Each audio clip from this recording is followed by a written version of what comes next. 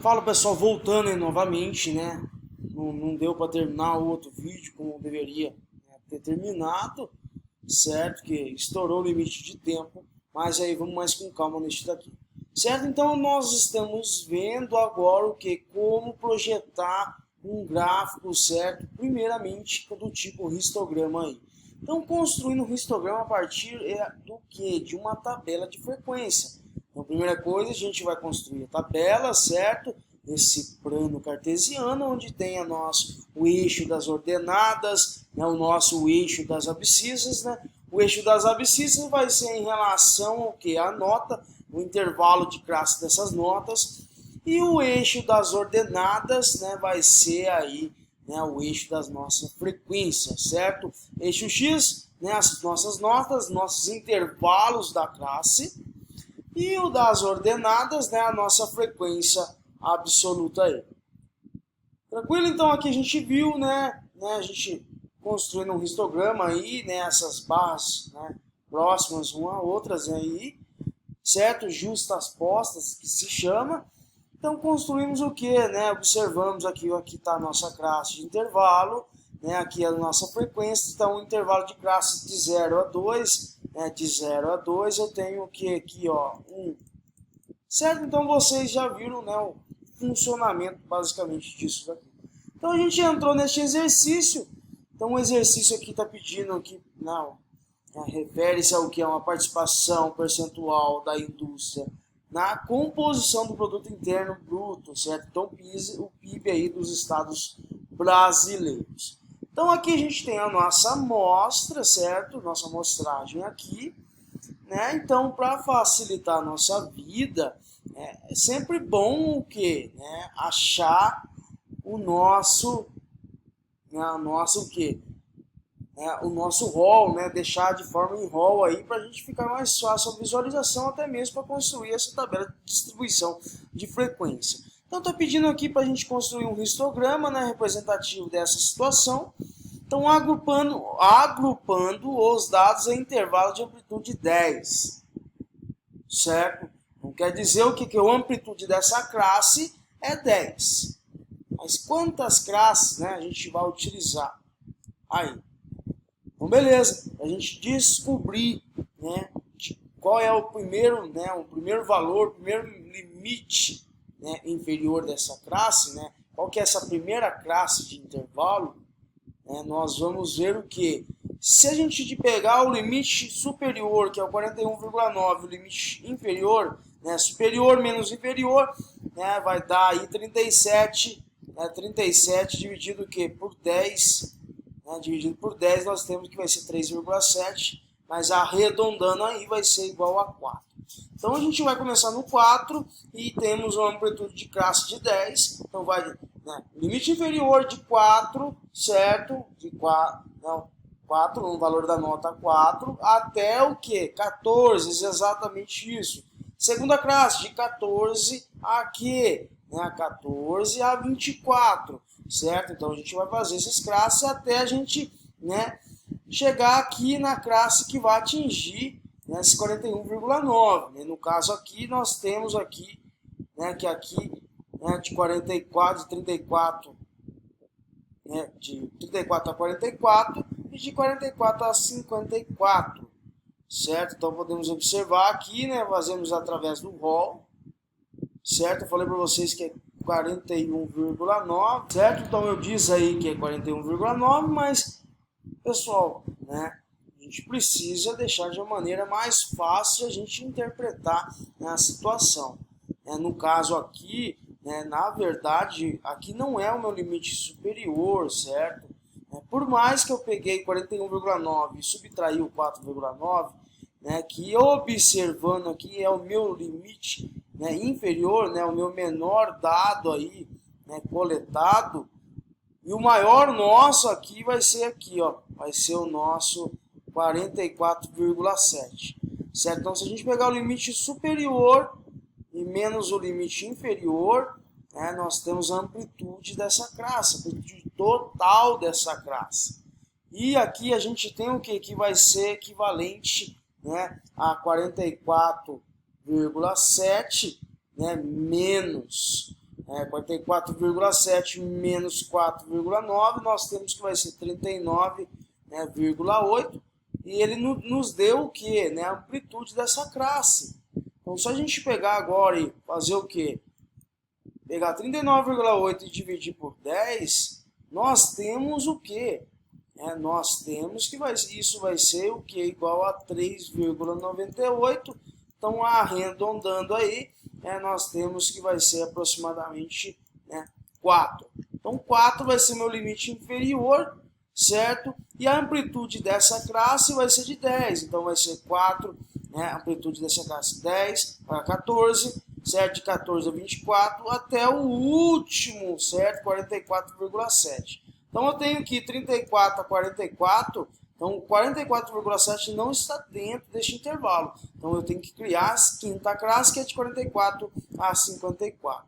Certo, pessoal? Mas como tudo isso? Na dúvida, certo? Utiliza lá a forma de Sturges, e utiliza lá para achar o K, a quantidade de classe. Então, não tem dificuldade nenhuma aí. Então, aqui é uma maneira mais rápida, vamos dizer, pelos dados já no espaçado aí, só que podemos utilizar lá, achar a quantidade de classe, certo? Achar a amplitude de cada classe, sem problema algum aí, certo? Então, podemos utilizar lá a forma de Sturges, e a gente consegue achar quantas classes a gente vai criar para essa distribuição de frequência do tipo uma variável contínua aí.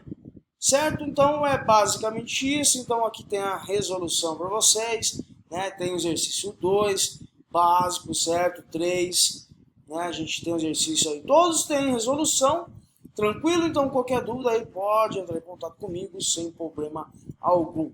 Certo? Agora nós iremos ver o gráfico de setores. O que são esse gráfico de setores? O gráfico de setores são um gráfico aí do tipo pizza, certo? Como a gente vai construir esse gráfico? Respirem aí, vamos com calma, certo? Então, os gráficos de setores são utilizados para quê? Para representar a frequência de qualquer tipo de variável, certo? Então, qualquer tipo de variável, então quer dizer que a gente esteja trabalhando aí com um valor de variável que seja variável aí do tipo discreta, ou contínua, certo? Os dados são representados por um círculo e cada setor indica a parte proporcional à sua frequência e, portanto, um valor variável aí. Então, beleza, Chega de conversa. Então, para representar uma distribuição, o que devemos fazer? Exatamente isso, Um círculo, uma pizza, a gente tem aí que ele é equivalente a 2π, certo? A 360 graus. Então, a gente vai dividir, um círculo em partes, em setores circulares com ângulos de medidas proporcionais aí.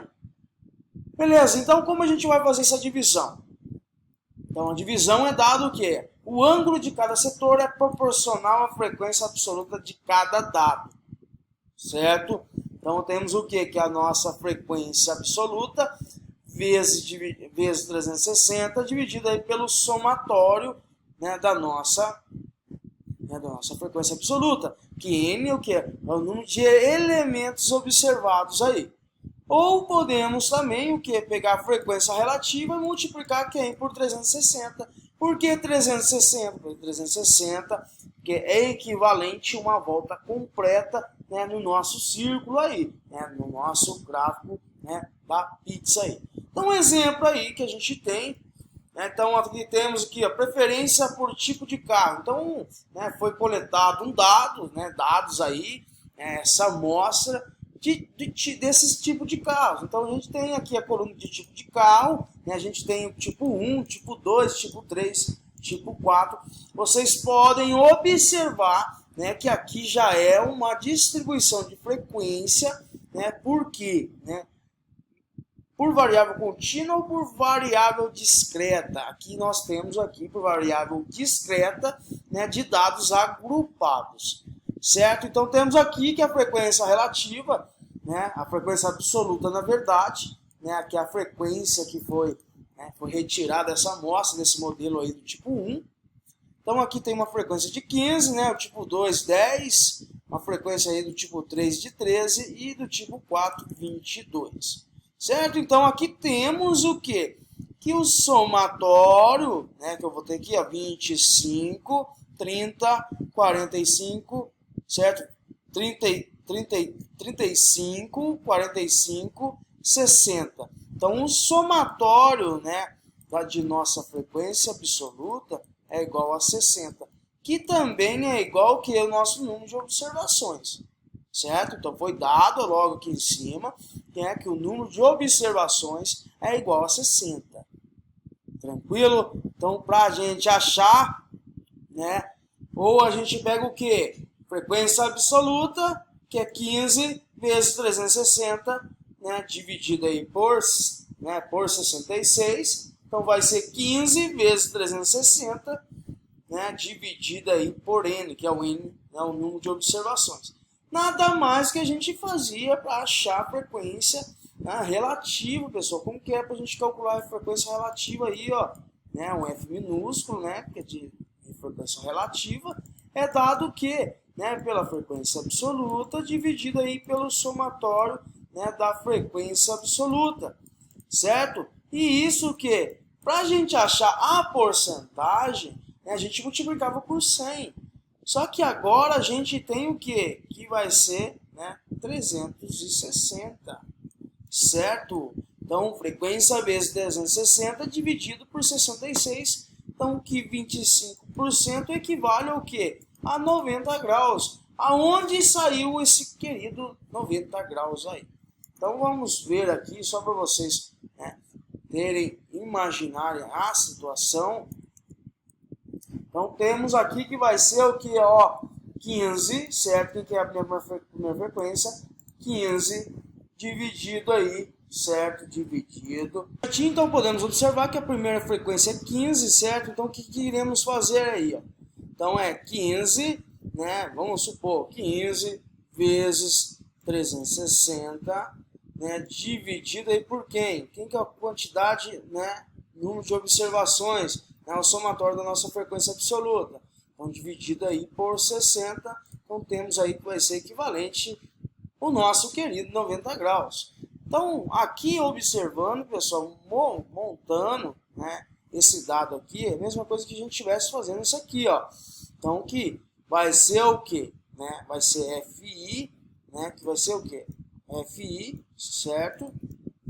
Dividido por quem? Pela somatória da frequência absoluta, né, vezes quem? 360. Show de bola. E quem que é FI? FI, né, vai ser quem? Nosso primeiro, né, primeira frequência, que vai ser 15, certo? Que, dividido aí por quem? Pela somatória da nossa frequência absoluta, que é 60, multiplicado aí por quem? Por 360, certo? Multiplicamos aqui numerador com numerador, denominador com denominador, certo? Ou pego, faço a divisão de 15 dividido por 60, multiplico por 360, que é basicamente isso daqui, certo? Tem a frequência relativa, né, vezes 360, tranquilo? Então, não tem, né, dificuldade nenhuma. Então, obtemos o que aí, né, pessoal? Que bacana, certo? Então, se a gente fazer, né, o de baixo, 10 dividido por, né, por 60 vezes 360, ou seja, né, então, a frequência absoluta dividida pela a soma da frequência absoluta, né, a frequência absoluta dividido pela soma da frequência absoluta vezes 360. Então, temos aí que do tipo 2 é equivalente a 60 graus, que é equivalente a 16,7%, né, por cento aí. Tranquilo? Então, aqui a gente tem um carro do tipo 1, certo? Carro do tipo 2. Por que 17%, pessoal? Porque a gente está utilizando um arredondamento aqui, ó, né, maior do que 5, então ele vira, né, 17 aí. Então, assim sucessivamente, certo? Então, aqui a gente viu um pouco desse gráfico de setores, que é chamado de pizza. A gente volta na próxima videoaula aí, para a gente entender um pouco melhor, né, sobre esse gráfico de setores. Então, um grande abraço a todos e até a próxima aí.